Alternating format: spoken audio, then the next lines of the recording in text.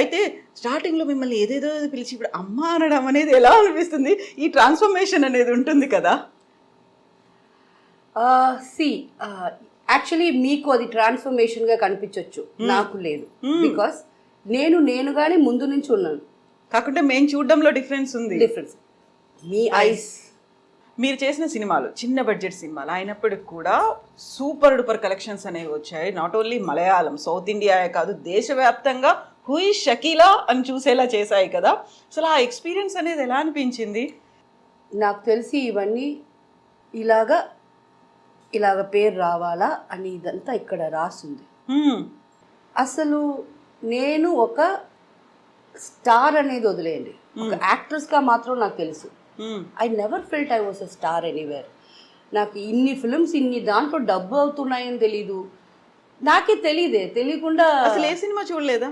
దాని తర్వాత చూశాను చాలా, అంటే మలయాళం ఫిల్మ్స్ క్విట్ చేసిన తర్వాత ఆ ఫిల్మ్స్ అంతా చూశాను. ఈ ఫిల్మ్స్ ఏంటి హిట్? ఎందుకు హిట్? దాంట్లో రీ రికార్డింగ్స్ అన్ని, ఆ సాంగ్స్ తలనొప్పి. మైకిల్ జాక్సన్ థ్రిల్లర్ సాంగ్స్ అంతా పెట్టుండారు దాంట్లో. సో ఐ ఫెల్ట్ ఇది ఒకటి మలయాళంలో ఉండే టాప్ స్టార్లకి బ్యాడ్ టైం అయి ఉండాలా, లేకపోతే ఈ చిన్న చిన్న ప్రొడ్యూసర్లకి గుడ్ టైం ఉండాలా, అంతే నా అసంప్షన్. షకీలాకి నాకు నా కుటుంబంని కాపాడుకునేదానికి టైం. అది ఈ మలయాళం ఫిల్మ్స్ లేకపోయినా ఏదో ఒక రోల్ చేస్తూనే ఉన్నాను.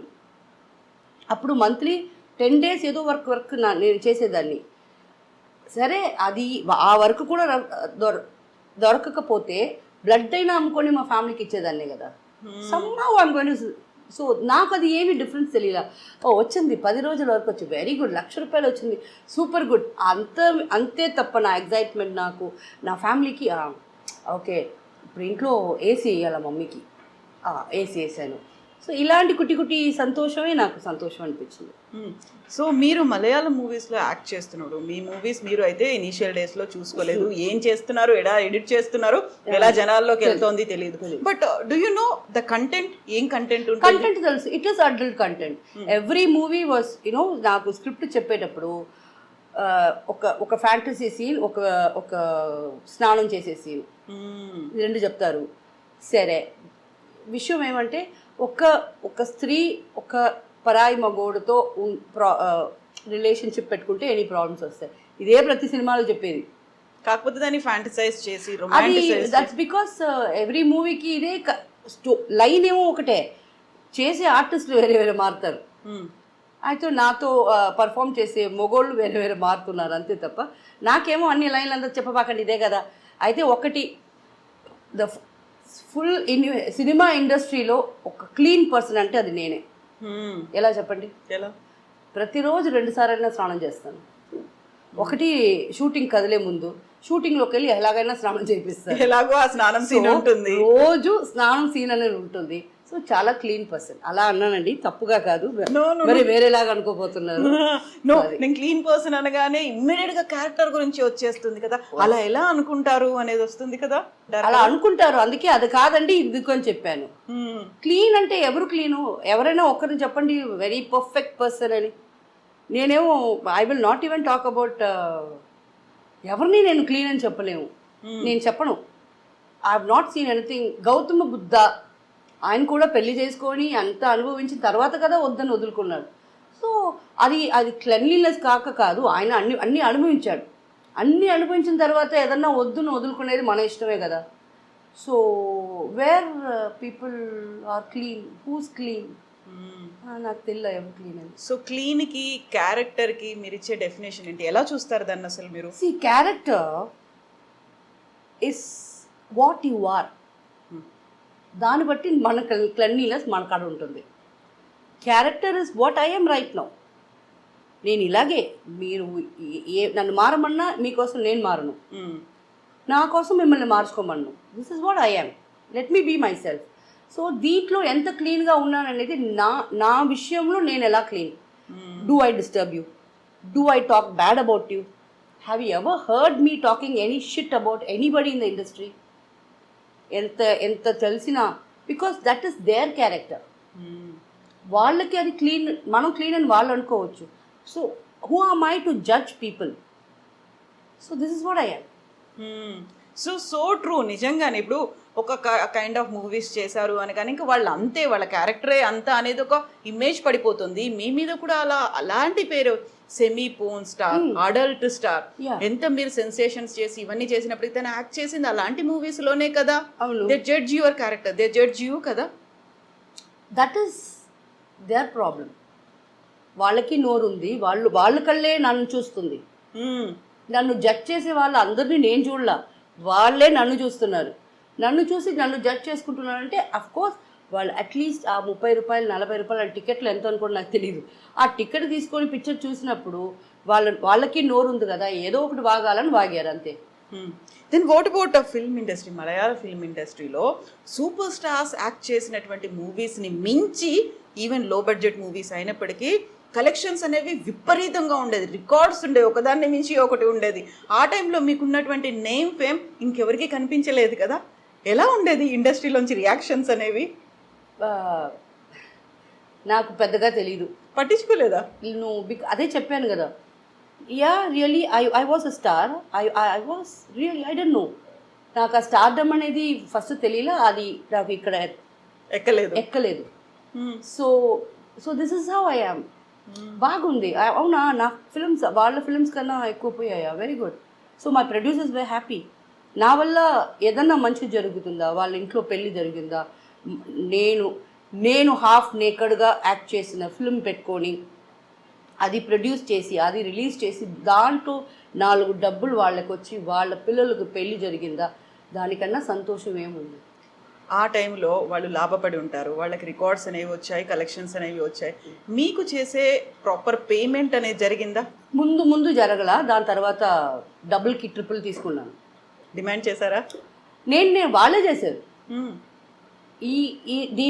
ఈ ఫిల్మ్ చేస్తున్నారు కదా, ఆ డేట్ నాకు ఇవ్వండి, మీకు 3 లక్షలు కదా, నేను 6 lakhs ఇస్తాను. అవునా, డేట్ లేవు యాక్చువల్లీ. 6 lakhs అనగానే, బట్ ఏం చేసుకుంటాను ఆ డబ్బు పెట్టుకొని అని నాకు తెలీదు. 10 lakhs నేను మొత్తంగా చూడలేదండి నా చేతిలో ఇప్పటిదాకా. ఆ టైంలో మొత్తంగా నేను 10 lakhs అనేది ఎలా ఉంటుంది కూడా చూడలేదు. ఎందుకంటే డబ్బులు మా తమ్ముడు వస్తాడు లొకేషన్కి, తమ్ముడు తీసుకెళ్తాడు, అమ్మ కాడేస్తాడు. I don't know what happened there. So నాకు తెలియదు ఎంత తీసుకున్నానని కూడా. సో వాళ్ళు డబ్బులు ట్రిపుల్ తీసుకున్నారు తప్ప నేను ఎప్పుడు డిమాండ్ చేయలేదు కదా. ఇప్పుడు దాకా నేనేం డిమాండ్ చేయట్లేదు కదా. ఎంత సంపాదించారో తెలుసా మీకు? తెలియదండి. ఏమయ్యాయి ఆ డబ్బులన్నీ? అన్నీ ఎవరెవరి కాడో ఉన్నాయి. ఉండి లెట్ దెమ్ బీ హ్యాపీ. నేను కష్టపడితే కదా, అల్హమ్దుల్లా I'm very happy. So it's okay. Whatever you are now, ఇప్పుడున్న దాంట్లో మీరు హ్యాపీగా ఉన్నారు, అంతకు ముందు కూడా హ్యాపీగా అలాగే ఉన్నారు. బికాస్ అందుకు నేను ఉండే ఇల్లు 43 yearsగా ఉంటున్నా, ఒకే ఇంట్లో ఉంటున్నా. 15 మంది ఉండేటప్పుడే నాకు ఆ హ్యాపీనెస్ దొరికినప్పుడు నేను ఒక్కదాన్ని. అప్పుడు 5,000 ఒక ఫిల్మ్కు రావటమే పెద్ద కష్టంగా ఉండింది. ఇప్పుడు ఒక ఇంటర్వ్యూ ఇచ్చినా ఎంత ఇస్తున్నారు మీకే తెలుసు. సో అది పెట్టుకొని నేను హ్యాపీగా ఉండలేనా? మోర్ దెన్ ఎనఫ్ కదండి. ఎక్కువ డబ్బులు పెట్టుకొని ఎవరికి ఇచ్చిపోతామా అని ఎందుకు ఈ పిచ్చి ఆలోచనలు? డబ్బులు పెట్టుకొని హ్యాపీగా తినండి, బయటికి తిరగండి, జాలీగా ఉండండి. కొంచెం వీలైనంత కొంచెం హెల్ప్ చేయండి బయట వాళ్ళకి, అది చాలండి. సో మీ సినిమా డేట్లు కావాలని బోల్డ్ అంత కాంపిటీషన్, లైన్లు కట్టి ఉండేది. వాళ్ళు ఇచ్చిన దానికంటే మేము ఎక్కువ ఇస్తాము, మా సినిమాలో యాక్ట్ చేయండి. అయితే ఇప్పుడు మీకు అలాగ డిమాండ్ లేకపోయినప్పుడు మీరు ఎలా ఫీల్ అవుతున్నారనా? నో, అది అడగదలుచుకోలేదు నేను. ఎందుకంటే you are busy now and మీకు ఉన్న ఇమేజ్ అంతా పోయి సరికొత్త ఇమేజ్లో నేను అమ్మా అని అన్నాను కదా. నేను అడగదలుచుకుంది ఏంటంటే, ఆ టైంలో సూపర్ స్టార్స్ కొంతమంది మిమ్మల్ని బ్యాన్ చేయాలి, లేకుంటే మీ సినిమాల్ని బ్యాన్ చేయాలి, అసలు మలయాళంలో ఉండనివ్వకూడదు అనేది కూడా వచ్చింది కదా. ఎందుకంటే మీరు 15-20 లక్షలు తీసుకున్నటువంటి సినిమా, ఆ బడ్జెట్లో వచ్చిన సినిమానే సూపర్ హిట్ అయిపోతుంది. కొన్ని కోట్లు పెట్టి తీసిన సినిమానేమో అసలు కలెక్షన్స్ రావట్లేవు, థియేటర్లకు ఎవరు రావట్లేదు. Why Shakeela, why we need Shakeela అనే ఒక దాంట్లో కూడా ఇండస్ట్రీలో కొంతమంది సూపర్ స్టార్స్ ఒక అభిప్రాయానికి వచ్చారని విన్నాను కదా. ఏం చేశారు, ఏం జరిగింది అసలు? Nothing happen. See, nobody could ఇప్పుడు దాకా నేను బ్యాన్ నేను కాదు కదా, ఐఎమ్ నాట్ బ్యాన్. కాకుండా ఆ టైంలో ఒక థాట్ కూడా థాట్ వచ్చింది వాళ్ళకి. But see my movies tickets మీకు ట్యాక్స్ వస్తున్నాయి, ఓకే. అండ్ ఎన్నో సినిమా థియేటర్లు కళ్యాణ మండపాలు అయిపోవాలా అని ఆ టైం అది. సో అన్ని మూసేసుకొని ఇంకేదైనా ఆల్టర్నేట్ చూసుకోవాలనుకున్నారు. అప్పుడు ఆ టైంలో నా ఫిల్మ్స్ వచ్చి ఆ థియేటర్ని కాపాడుకున్నారు. నా వల్ల గవర్నమెంట్కి ట్యాక్స్ వచ్చింది. So who's got the rights to ban anybody? నేనేం తప్పు చేశాను? మీ ఫిల్మ్స్లో లేవా నంగా డాన్స్ ఆడతారు? మీ ఫిల్మ్స్లో లేవా? నేనేం చేశాను? So I don't do anything. వాళ్ళు స్టాప్ చేసేదానికి ట్రై చేశారు, వాళ్ళ వల్ల కాల. బట్ ఒక టైం వచ్చింది, అది అందరికీ తెలుసు, నా ఫిలిమ్స్లో అన్ని బిట్లు పెడుతున్నారని. నాకు మనం నేనేం చేయాల, చేసేవాళ్ళు ఎక్స్ట్రా ఎక్స్ట్రా ఎక్స్ట్రా అమ్మాయిల్ని పెట్టుకొని అలాగంతా బిట్లు యాడ్ చేస్తున్నారని తెలిసిన తర్వాత నాకు వద్దు, I don't want to do such movies అని బోర్ కొట్టేసింది. సో బోర్ కొట్టి నేను ఇలాంటి సినిమాలు చెయ్యను అనుకుని బయటకు వచ్చిన తర్వాత వచ్చిన రియాక్షన్ ఏంటి? ఎవరికి? ఫిల్మ్ ఇండస్ట్రీ నుంచి, అలాంటి ప్రొడ్యూసర్, డైరెక్టర్? నాకు తెలీదు, ఐ డోంట్ నో. బట్ ఇంట్లో మాత్రం ఫీల్ అయ్యారు, అయ్యో అయ్యో ఎందుకు వదులుకున్నావు ఏంటిది అని. మా ఎన్ని రోజులు ఈ గ్లామర్ వేషాలు వద్దు మమ్మీ, నాకు వద్దు అని ఐ థాట్. అప్పుడు మనం ఎంతో సంపాదించుంటాం కదా, అవన్నీ ఉంటాయి, అది పెట్టుకొని ఇంకా లైఫ్లో పెళ్ళిళ్ళు అన్న పెళ్ళి చేసుకొని సెటిల్ అయిపోయి ఏదైనా చేసుకుంటాం అనుకుంటే తీరా అమ్మ వచ్చి నాకాడ ఏమీ లేవు అని. Okay fine. అండ్ దాని తర్వాత again I restarted from zero. అయితే ఒక orthodox family. Who said orthodox? కదా, నో. మా చిచ్చా, మా పెద్ద నాయన వాళ్ళందరూ ఆర్థోడాక్స్.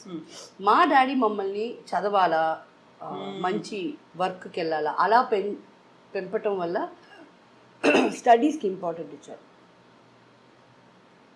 సో ఆర్థోడాక్స్ అనేది పర్టికులర్లీ నా ఫ్యామిలీలో లేదు. బట్ యూ బిలీవ్ కర్మ సిద్ధాంతం, దేవుడు ఉన్నాడు, ఇవన్నీ నమ్ముతారు?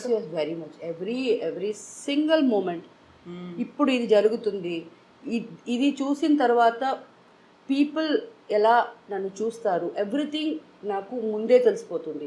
That's because I believe in God so much. నా ప్రేయర్స్ అలా వింటున్నాడు, నా ప్రేయర్స్ ఇమ్మీడియట్గా ఆన్సర్ చేస్తున్నాడు. I'm blessed, I'm very blessed. Ramzan అది ఫాలో అవుతారా? 100%. నేను చేసే ఫ్యూ ఫెస్టివల్స్ అంటే రంజాన్, బక్రీద్, మొహరం, షాబాన్ మైనా ఫాత్యాలు ఇచ్చేది నాకు అవే తెలుసు. దీపావళి అంటే సెలబ్రేట్ చేయకూడదని కాదు, కొత్త డ్రెస్ వేసుకుంటా. నాకు పటాకాలు కాల్చడం అంటే భయం. బికాస్ భయం అనేది తప్పు కాదు. 4th స్టాండర్డ్ నేను చదివేటప్పుడు పటాకాలు తయారు చేసే ఊరు ఉంది కదా, శివకాశి. అక్కడ ఒక ఫైర్ యాక్సిడెంట్ అయ్యి చాలా పిల్లలు చనిపోయారు. సో మా స్కూల్లో అప్పుడు చెప్పారు, మీలాంటి చదివే పిల్లలు ఆడుకోవడానికి క్రాకర్స్ ప్లే చేయడానికి వాళ్ళు వర్క్ చేశారు, అంతమంది చనిపోయారు. సో ఈ సంవత్సరం మీరు క్రాకర్స్ బర్న్ చేయకూడదు అని నాకు 4th క్లాస్లో చెప్పారు. That's a great thing. Maybe ఇప్పుడు మీరు ఆ ఇయర్కి వెళ్తే ఆ ఇయర్ ఏ ఇయర్ అని మీరు గూగుల్ కొడితే ఆ శివకాశిలో అయిన ఫైర్ యాక్సిడెంట్ అనేది నేను అప్పుడు 4th చదువుతున్నానని ఏ ఇయర్ మీకు తెలిసిపోద్ది. సో అప్పటి నుంచి మా డాడీ నాకు కొనిచ్చినది కూడా నేను పక్క వాళ్ళకి ఇచ్చేవాడు. మా తమ్ముడు, పక్క వాళ్ళంటే అంతే కొనియుడులే, మా తమ్ముడు దాకా చెల్లెలకి ఇచ్చేస్తాను. ఇప్పుడు దాకా నేను ₹1 కూడా పెట్టి పటాకాలు నేను కొనుక్కోలే. పెద్ద పెద్ద కంపెనీస్ ఉంటాయి కదా, వాళ్ళు అంత పెద్ద డబ్బాలు ఇస్తారు, అది ఎవరికైనా ఇచ్చేస్తారు. ఒక్కటి కూడా మన ఇంటి ముందు నేను కాల్సింది లేదు.